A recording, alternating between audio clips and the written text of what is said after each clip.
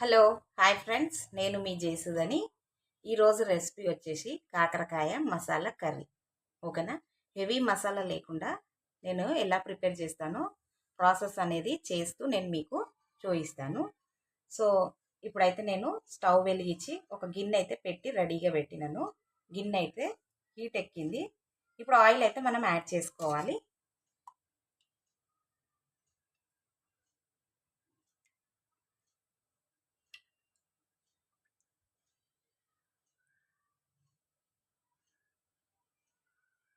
4 spoons oil అయితే నేను add చేసినాను. ఆయిల్ కొంచెం హీట్ అవ్వాలి.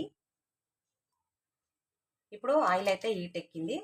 కొంచెం అంటే కొంచెము మెంతులు వేసుకోవాలి, ఎందుకంటే మంచి ఫ్లేవర్ అనేది వస్తుంది. మెంతులు అలా ఫ్రై అయితేనే ఉంటే మనము 1/2 స్పూను జీలకర్ర కూడా వేసుకోవాలి. ఇప్పుడు ఈ 2 ఫ్రై అవుతున్నాయి కదా, నేను 2 ఆనియన్స్ అయితే కట్ చేసి రెడీగా పెట్టుకున్నాను. ఇప్పుడు ఆనియన్స్ కూడా మనము యాడ్ చేసుకోవాలి.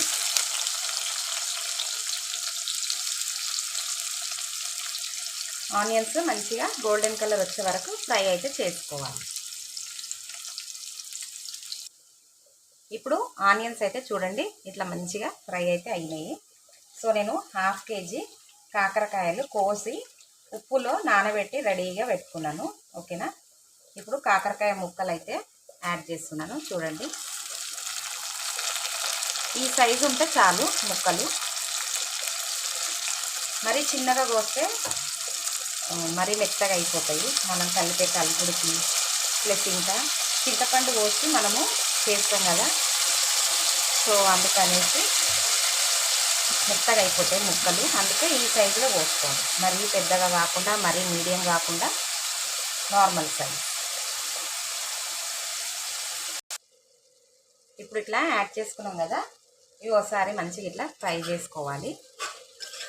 ఫ్రై చేసుకుంటే ఇందులో ఉన్న చేదు అనేది కొంచెం తగ్గుతుంది. సో అందుకనేసి నేనైతే ఇట్లా ఆయిల్లో అయితే ఫ్రై చేస్తాను కాకరకాయ. మీరు కూడా ఫ్రై చేయండి. ఫ్రై చేస్తేనే కర్రీ అయితే సూపర్ టేస్టీగా ఉంటుంది. ఇందులో మెంతులు వేసుకున్నాం కదా, మెంతులు వేయడం వలన చేదు అయితే కర్రీ ఏం రాదు, మంచి ఫ్లేవర్ అనేది వస్తుంది. సో అందుకనేసి నేను మెంతులు అయితే యాడ్ చేసినాను. ఇప్పుడు ఇది కొంచెం సేపు మనము ఇట్లా ఆయిల్లో అయితే ఫ్రై చేసుకోవాలి.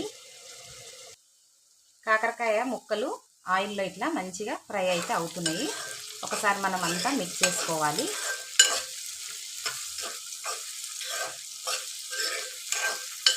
చూడండి, మంచిగా ముక్కలు అయితే ఇట్లా ఫ్రై అయితే ఆయిల్లో మంచిగా ఫ్రై అయినాయి. ఇప్పుడు స్పైసెస్ అనేది మనం అన్నీ యాడ్ చేసుకోవాలి. ఫస్ట్ పసుపు 1 స్పూన్, పసుపు,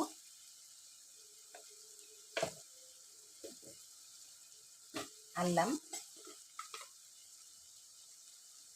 1 స్పూన్, అల్లం,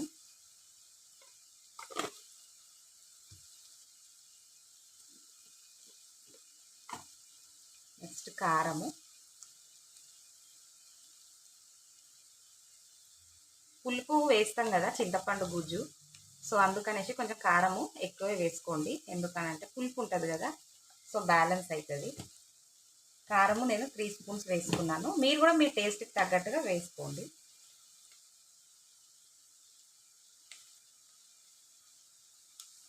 సాల్ట్ 2 స్పూన్స్, ధనియాల పొడి కొంచెం ధనియాల పొడి ఎక్కువే వేసుకోండి, గ్రేవీ చిక్కగా వస్తుంది. 3 స్పూన్స్ ధనియాల పొడి. ఇప్పుడే మనము కొంచెము గరం మసాలా అనేది యాడ్ చేసుకోవాలి. నేను 1 స్పూన్ గరం మసాలా అయితే యాడ్ చేస్తున్నాను.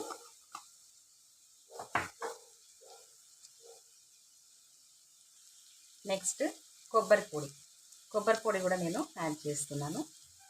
మీ ఇష్టం అండి, యాడ్ చేస్తే యాడ్ చేయండి, లేకపోతే లేదు.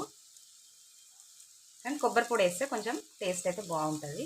నేను ఈ స్పూన్తో 6 స్పూన్స్ అయితే వేస్తున్నాను. ఇది చిన్న స్పూన్. ఓకేనా? ఇప్పుడు ఇవన్నీ మనము యాడ్ చేసినాం కదా, ఇప్పుడు ఇది మంచిగా మిక్స్ చేసుకొని ఒక 5 మినిట్స్ అన్నా ఒక 10 మినిట్స్ అన్నా మళ్ళీ కాకరకాయ స్పైసెస్ ఇవన్నీ యాడ్ చేసుకున్నాం కదా, ఇవి ఒక 5 మినిట్స్ అన్న 10 మినిట్స్ అన్న మంచిగా ఇట్లా కలుపుకుంటూ మాడకుండా మంచిగా ఆయిల్ అయితే ఫ్రై చేసుకోవాలి.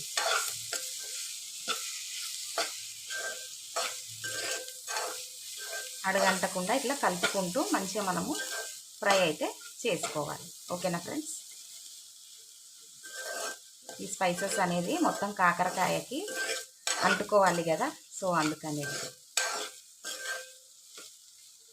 ఇట్లా మాడకుండా కలుపుకుంటూ ఫ్రై అయితే చేసుకుందాం. 5 మినిట్స్ నుంచి ఇట్లా మాడకుండా ఇట్లా కాకరకాయనైతే మంచిగా కలుపుకుంటూ ఫ్రై అయితే చేసుకున్నాను. ఓకేనా, ఇప్పుడు స్పైసెస్ కాకరకాయకు మంచిగా యాడ్ అయినాయి. సో ఫస్టే మనము చింతపండు వాటర్ అనేది యాడ్ చేయొద్దు, ఎందుకు అనంటే కొంచెం కాకరకాయ తొందరగా ఉడకదు. సో అందుకనేసి మనము ఫస్ట్ అయితే నార్మల్ వాటర్ యాడ్ చేసి కాకరకాయని 90% కుక్ చేసుకోవాలి, ఉడికించుకోవాలి మనం. నేను 1 గ్లాస్ వాటర్ అయితే యాడ్ చేస్తున్నాను. ఓకేనా, 90% కాకరకాయనైతే మనము ఉడికించుకోవాలి నార్మల్ వాటర్లో. తర్వాత మనము చింతపండు వాటర్ యాడ్ చేసి కర్రీ అనేది కంప్లీట్గా ఉడికించుకోవాలి. ఓకేనా, ఇప్పుడు వాటర్ అయితే యాడ్ చేసినాను కదా, ఇప్పుడు కాకరకాయనైతే 90% ఉడికిస్తాను. ఓకేనా, కాకరకాయ వాటర్ వేసి ఉడికించుకున్నాం కదా, ఒకసారి చెక్ చేసుకుందాము ఎక్కడ దాకా కంప్లీట్ అయిందో. చూడండి, ముక్కలు అయితే మంచిగా ఇట్లా విరుగుతున్నాయి. ఇప్పుడైతే మనము చింతపండు గుజ్జు అయితే యాడ్ చేసి, ఇప్పుడు చింతపండు వాటర్ అయితే మనము యాడ్ చేసుకోవాలి. నేనైతే చిన్న నిమ్మకాయ సైజ్ అంతా చింతపండు అయితే నానబెట్టినాను, ఎందుకంటే కర్రీ కొంచెమే ఉంది. సో అందుకనేసి నేను గిన్నెడు వాటర్ అయితే యాడ్ చేస్తున్నా. ఇప్పుడు ఈ చింతపండు వాటర్ యాడ్ చేసినాం కదా, ఒక మూత పెట్టి కర్రీ అయితే కంప్లీట్గా మనము ఉడికించుకోవాలి. చింతపండు వాటర్ అయితే యాడ్ చేసి కర్రీ అయితే కంప్లీట్గా మనం ఇట్లా ఉడికించుకున్నాం కదా. చూడండి, ఆయిల్ ఎంత మంచిగా ఇట్లా పైకి తేలిందో. ఆయిల్ పైకి తేలింది అని అంటే కర్రీ అయితే కంప్లీట్ అయిందని అర్థం. ఇప్పుడు కొత్తిమీర, లాస్ట్ అండ్ ఫైనల్ కొత్తిమీర వేసుకోవాలి. కొత్తిమీర వేసుకున్న తర్వాత ఒకసారి మనం మంచిగా మిక్స్ చేసుకుందాము.